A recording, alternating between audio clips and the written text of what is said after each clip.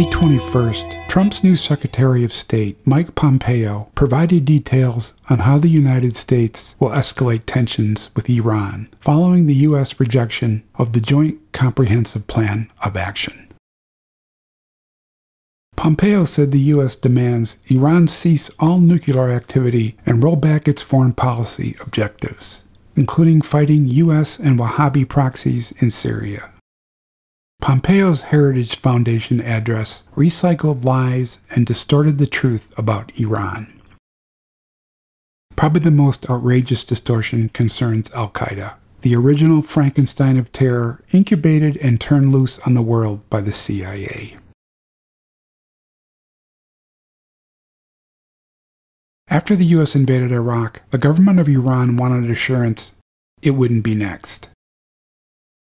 Iran's ambassador to France and the nephew of Foreign Minister Kamal Karazi drafted a proposal to negotiate with the U.S. on all the outstanding conflicts between them. The neocons flat out rejected the plan without even discussing it. By 2006, with Iraq in ruins and divided along ethnic and religious lines, the Bush neocons shifted their attention to Iran. As investigative journalist Seymour Hersh reported, the Bush administration began supporting covert operations in Lebanon, Iran, and Syria without informing Congress. Secretary of State Mike Pompeo's address at the Heritage Foundation is a mile marker along the road to war with Iran. It's spiked with lies, misrepresentation, and outright fantasy. In the months ahead, we'll see a recycling of the previous neocon propaganda tactics, a reconstruction based on the bullet points of Pompeo's address.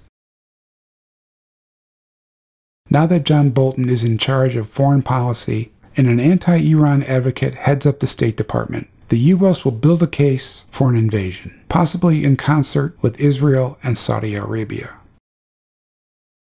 Trump and Bolton's worst nightmare is a resumption of the JCPOA and a relatively less open hostility toward Iran. They have to strike while the iron's hot.